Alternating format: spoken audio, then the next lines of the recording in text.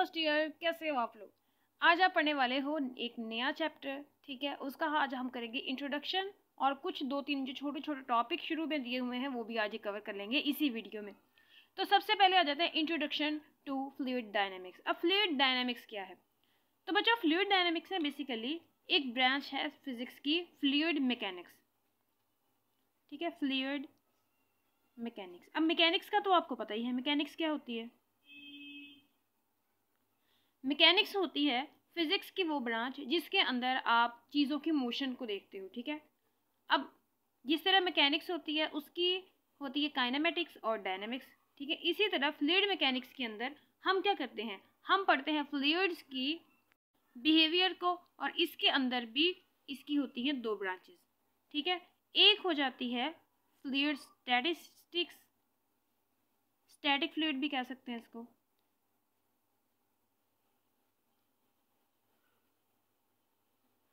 और दूसरी होती है फ्लूइड डायनामिक्स।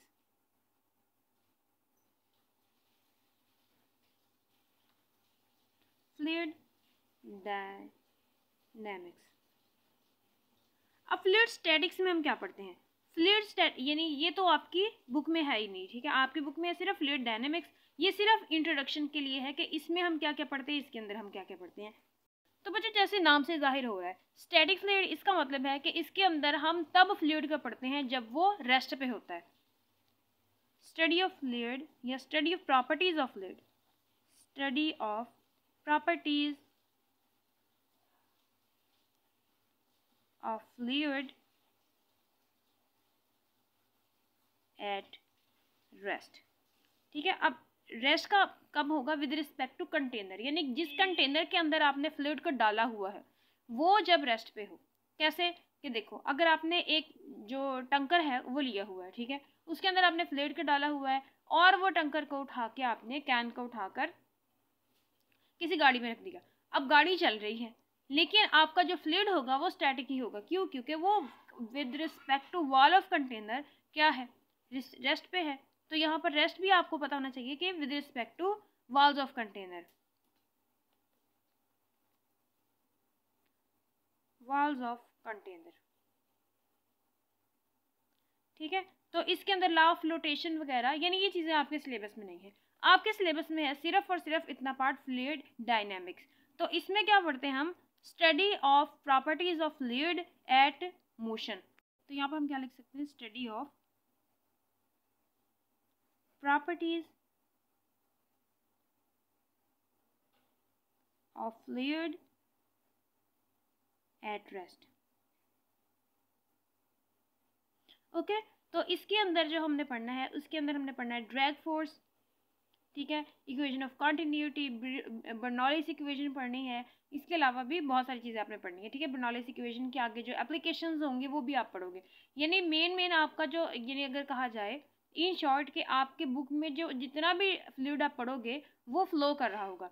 अच्छा, ये अब आप कहोगे कि फ्लूइड करी जा रही है। फ्लूइड अक्सर बच्चे समझ लेते हैं ये लिक्विड है, ठीक है, लिक्विड को हम फ्लूइड कहते हैं, लेकिन ये बात जो है ना वो ठीक नहीं है। फ्लूइड का मतलब होता है एनीथिंग दैट कैन फ्लो, हर वो चीज़ जो फ्लो कर सके। और इसमें क्या हो जाता है, गैसेस भी आ जाती हैं और लिक्विड भी आ जाते हैं। तो इसका मतलब है फ्लूइड खुद क्या चीज़ होती है, फ्लूइड होती है anything that can flow,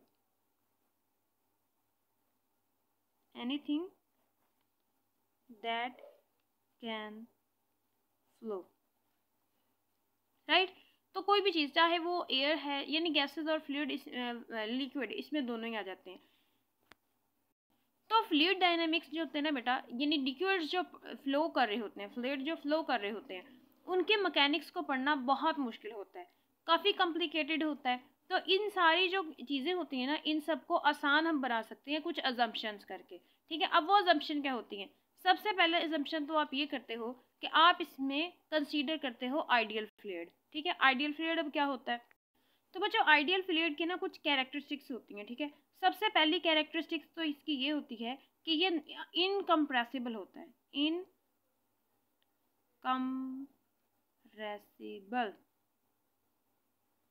incompressible का मतलब क्या है कि इसको आप दबा नहीं सकते, ठीक है, कंप्रेस नहीं कर सकते। इसका मतलब क्या है, देखो दबाव का मतलब क्या है कि जब आप इसको दबाओ तो इसका वॉल्यूम कम नहीं होगा, ठीक है। मिसाल के तौर पर मैं आपसे एक क्वेश्चन पूछती हूँ, ठीक है।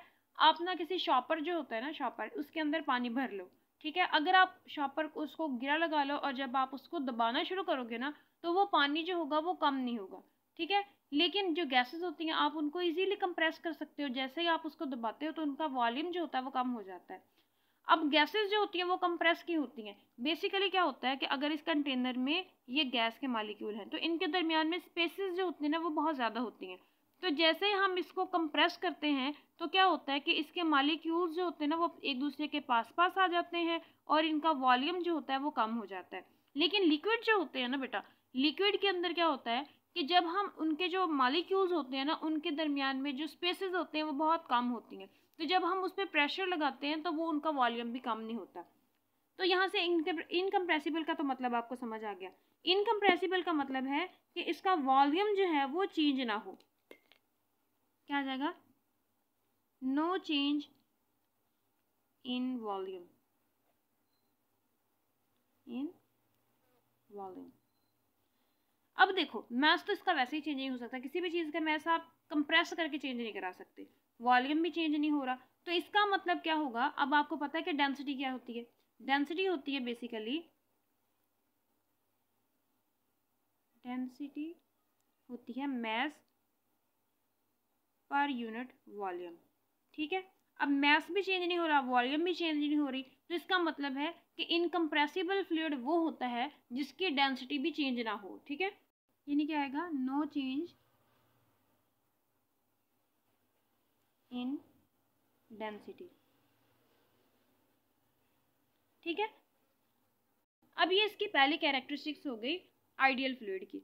अब जो दूसरी कैरेक्टरिस्टिक्स होती है ना वो इसकी ये होती है कि इसके अंदर विस्कोसिटी नहीं होती किसी भी किस्म की। यानी दूसरी इसकी कैरेक्टरिस्टिक्स क्या होगी? नॉन विस्कस होता है ये, नॉन विस्कस। अब नॉन विस्कस का मतलब क्या है? नॉन विस्कस का मतलब है कि फ्लूइड की जो लेयर्स हैं उसके दरमियान में कोई भी फ्रिक्शनल इफेक्ट नहीं होता, ठीक है। फ्रिक्शनल इफेक्ट कैसे? देखो, अगर ये एक लेयर है फ्लूइड की, ये एक लेयर है, तो ऊपर वाली लेयर जो होगी ना इस पर वेट वाली फोर्स तो लगाएगी नीचे वाली पर, लेकिन इन दोनों के दरमियान में कोई टेंजेंशियल फोर्स यानी इस डायरेक्शन में कोई भी फोर्स नहीं होगी।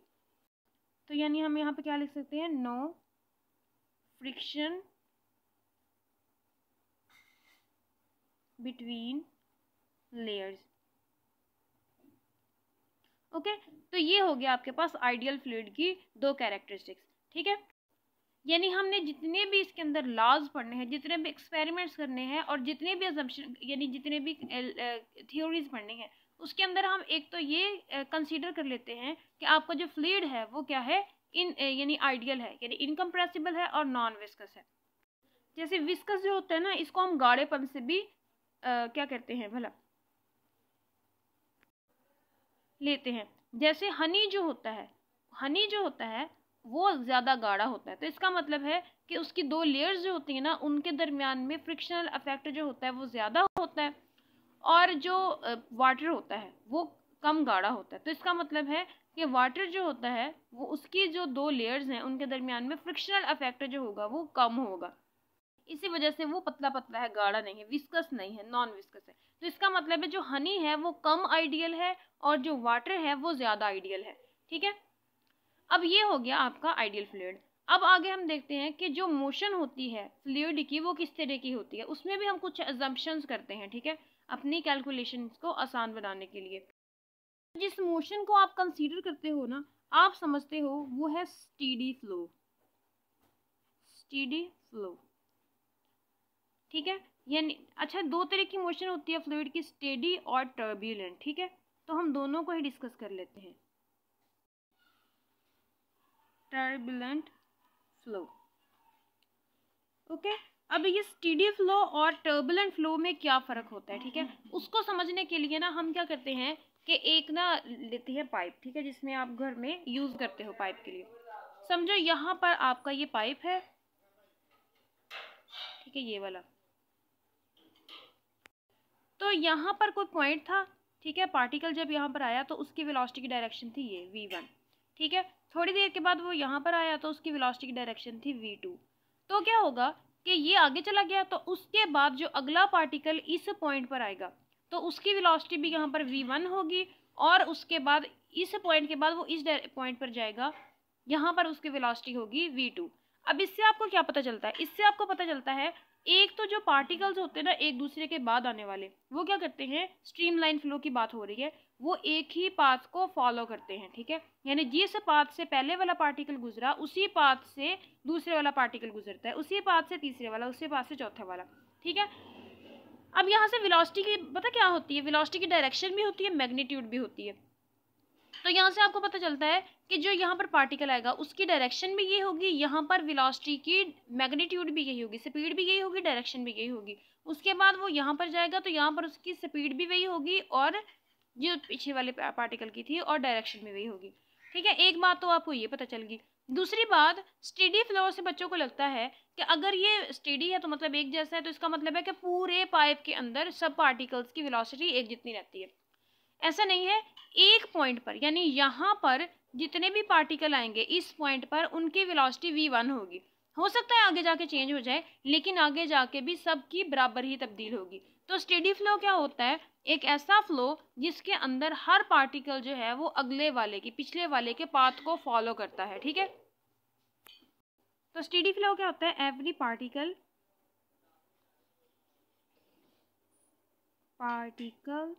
of fluid follows same path,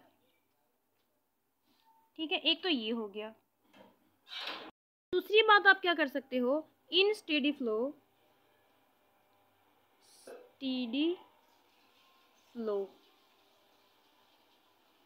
velocity of every particle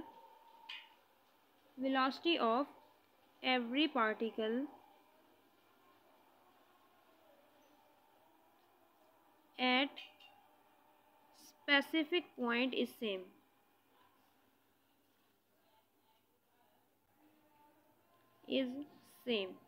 ठीक है। यानी इस पॉइंट पर जितने भी पार्टिकल आएंगे ना उन सब की वेलोसिटी एक जितनी होगी, इस पॉइंट पर जितने आएंगे उन सब की वेलोसिटी एक जितनी होगी। टर्बुलेंट फ्लो जो होता है वो इसके बिल्कुल उलट होता है। इसके अंदर जो पार्टिकल्स होते हैं वो किसी किस्म का जो फ्लो का पैटर्न है उसको फॉलो नहीं करते, ठीक है। तो टर्बुलेंट फ्लो क्या होगा, इररेगुलर एंड अनस्टेडी फ्लो जो होता है ना, अनडायरेक्शनल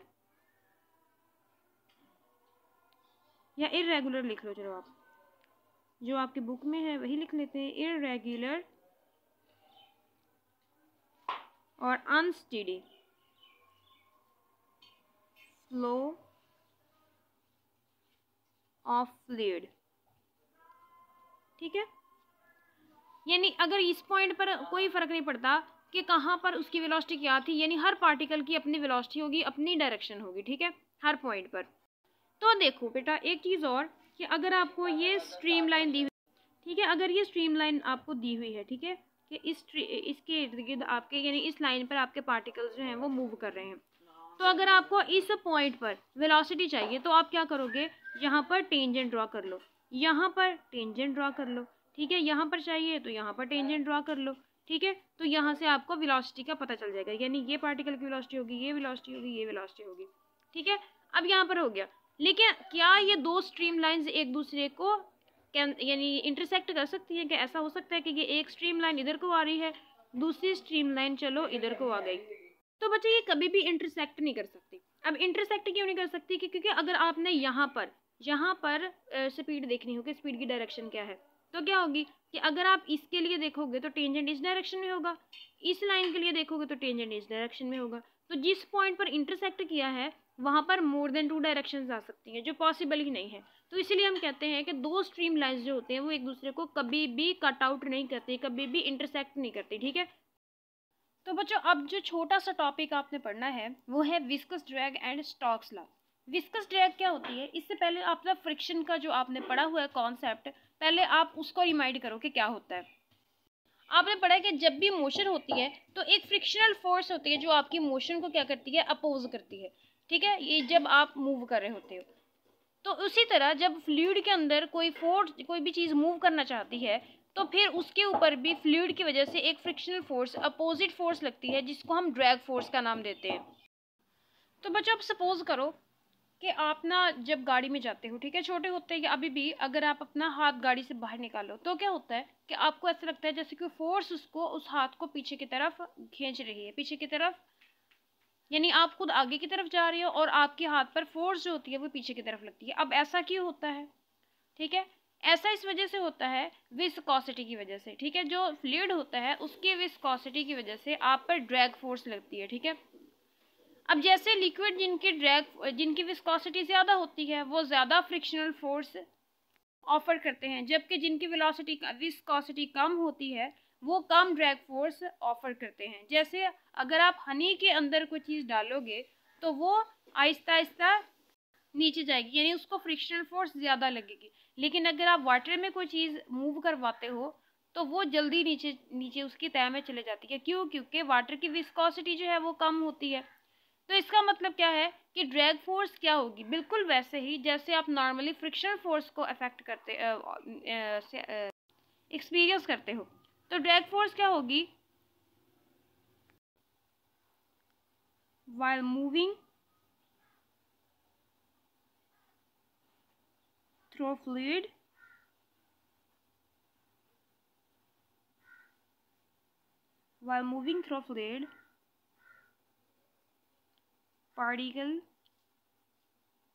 पार्टिकल लिख लो या बॉडी लिख लो, ठीक है, जो मर्जी लिख लो।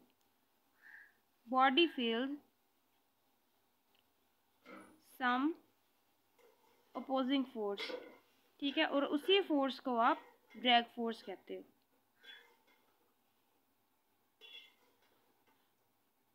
Called drag force.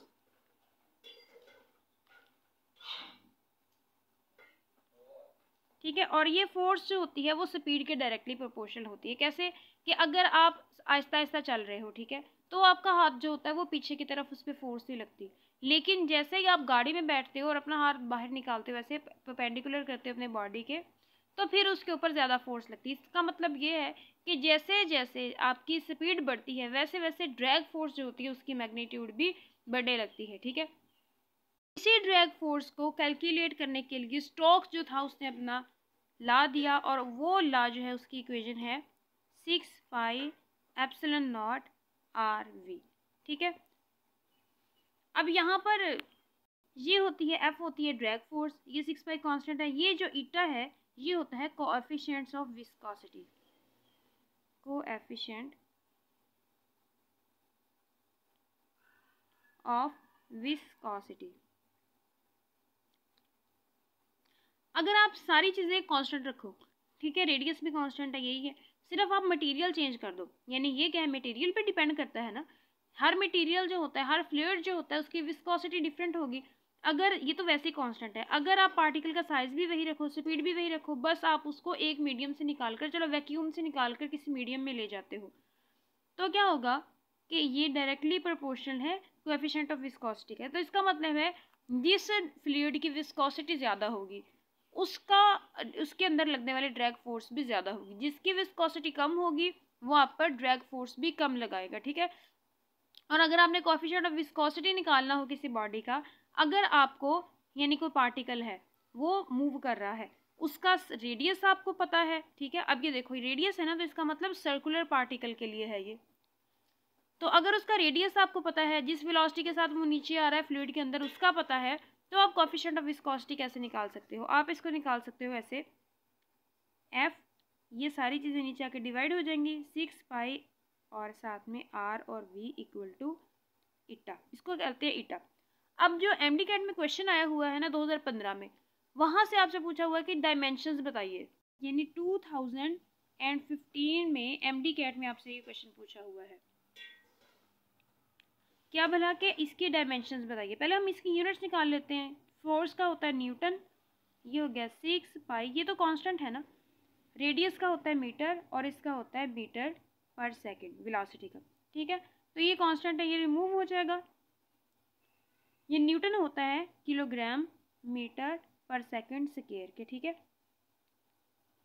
अब यहाँ पर ये मीटर स्क्वायर और पर सेकंड, तो ये मीटर से मीटर कैंसिल आउट हो गया, तो ये ऊपर जाके क्या हो जाएगा किलोग्राम पर मीटर, और ये सेकंड -2 और ये ऊपर जाके +1 हो गया, तो यहाँ पर आ गया किलोग्राम पर मीटर पर सेकंड। अच्छा ये इसके यूनिट्स हो गए। तो पूछा आपसे किस चीज़ के बारे में, डायमेंशंस के बारे में, तो डायमेंशंस इसकी क्या होंगी, मास L आएगा साथ में -1 और टाइम -1, ठीक है, ये इसकी डायमेंशंस है। एमडी कैट का क्वेश्चन तो आपने कर लिया। अब हम कुछ ड्रैग फोर्स जो है ना इसकी कैरेक्टरिस्टिक्स भी देख लेते हैं कि जो ड्रैग फोर्स होती है वो डायरेक्टली प्रोपोर्शनल होती है किसके, भला डायरेक्टली प्रोपोर्शनल होती है रेडियस के, रेडियस ऑफ पार्टिकल की, यानी जो जिसका साइज बड़ा होगा उस पर ड्रैग फोर्स भी ज़्यादा लगेगी, जिसका साइज कम होगा उस पर ड्रैग फोर्स भी कम लगेगी। यानी अगर बड़े साइज की कोई बॉल है वो आ रही है तो उस पर ड्रैग फोर्स ज़्यादा लगेगी, अगर छोटा सा कोई पार्टिकल है उस पर जो ड्रैग फोर्स है वो कम लगेगी। आगे क्या है, डायरेक्टली प्रोपोर्शनल है ये वेलोसिटी के, डायरेक्टली प्रोपोर्शनल है वेलोसिटी के। तो वेलोसिटी का मतलब है कि जो चीज़ जितनी तेज़ी से आएगी उस पर फोर्स भी, ड्रैग फोर्स यानी अपोजिंग फोर्स भी उतनी ज़्यादा लगेगी। तीसरी बात ये कोएफिशिएंट ऑफ विस्कोसिटी, तो इसका मतलब है ये हम लिख चुके हैं। तो ये 3 चीज़ें हैं जिन पे ये ड्रैग फोर्स जो है वो असर डिपेंड करती है। लेकिन अगर आप बहुत ज़्यादा स्पीड पे जाते हो तो फिर ड्रैग फोर्स सिर्फ वेलोसिटी पर डिपेंड नहीं करती, बल्कि और भी बहुत सारे फैक्टर्स आ जाते हैं जिनकी वजह से, जिन पर ड्रैग फोर्स जो है वो डिपेंड कर रही होती है। अब एक और क्वेश्चन है एमडी कैट का ही कि अगर फ्लूइड जो है वो इनकम्प्रेसिबल हो तो कौन सी क्वांटिटी जो है वो कांस्टेंट रहती है। तो कांस्टेंट कौन सी रहती है, डेंसिटी रहती है, ये हम पीछे अभी पढ़ चुके हैं इसी लेक्चर के अंदर। फिर एक और क्वेश्चन है कि अगर बॉडी जो है वो फ्लूइड में मूव कर रही है तो उसके ऊपर कौन सी फोर्स लगेगी। ऑप्शन इसके हैं, ये शायद नम्स का क्वेश्चन है, ड्रैग फोर्स लगेगी, सेंट्रीपिटल, सेंट्रीफ्यूगल, तो ऑफकोर्स ड्रैग फोर्स उसके ऊपर लगेगी, ठीक है। अगला टॉपिक जो है वो है टर्मिनल वेलोसिटी, ठीक है। इसको समझने के लिए ना पहले आप कंसीडर करो कि ये है एयर, ठीक है, ये क्या है, एयर, फाइन। अब इसके अंदर एक छोटा सा पार्टिकल है जो स्फेरिकल साइज में है, ओके, वो कर रहा है मूव, ये डाउनवर्ड डायरेक्शन में आ रहा है, ठीक है। समझो ये वाला आपका पार्टिकल है, यानी ड्रॉपलेट है, रेन ड्रॉपलेट, इसका रेडियस जो है वो r है, ठीक है, मैस इसका है जी m। अब ये डाउनवर्ड डायरेक्शन में ऐसे मूव कर रहा है, ठीक है। तो बच्चों देखो इसके ऊपर फोर्सेस कौन कौन सी लग रही हैं, ठीक है। फोर्सेस इसके ऊपर 2 लग रही हैं, कौन कौन सी, एक तो नीचे की तरफ लग रहा है इसका वेट mg, और ऊपर की तरफ इसके ऊपर लग रही है ड्रैग फोर्स, क्योंकि हम पता है ना ड्रैग फोर्स जो होती है वो हमेशा ऑपोजिट डायरेक्शन में लगती है। तो नीचे की तरफ मैस, वेट, और ऊपर की तरफ ड्रैग फोर्स। अब एक्सेलरेशन किस डायरेक्शन में है, एक्सेलरेशन डाउनवर्ड डायरेक्शन में है ड्यू टू ग्रेविटी, ठीक है जी। तो आपको पता है ना कि जब भी आप नेट फोर्स निकालते हो तो आप एक्सेलरेशन की डायरेक्शन में जो फोर्स होती है ना उसको पहले लिखते हो। तो नेट फोर्स आपके पास कितनी होगी, एक्सेलरेशन डाउनवर्ड है तो पहले हम mg लिखेंगे, माइनस ये ड्रैग फोर्स लगाएंगे, ठीक है।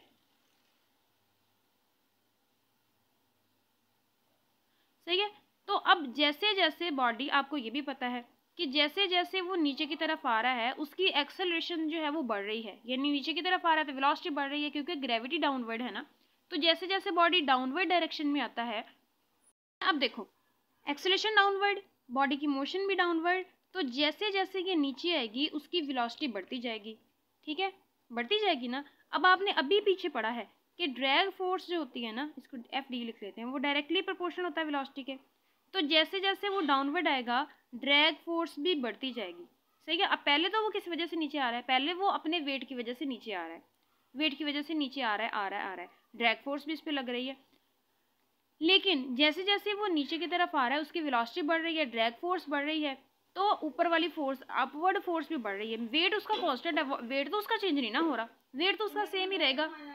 तो ये जैसे जैसे इसकी वेलोसिटी बढ़ेगी वैसे वैसे ड्रैग फोर्स भी अपवर्ड डायरेक्शन में बढ़ती जाएगी, बढ़ती जाएगी।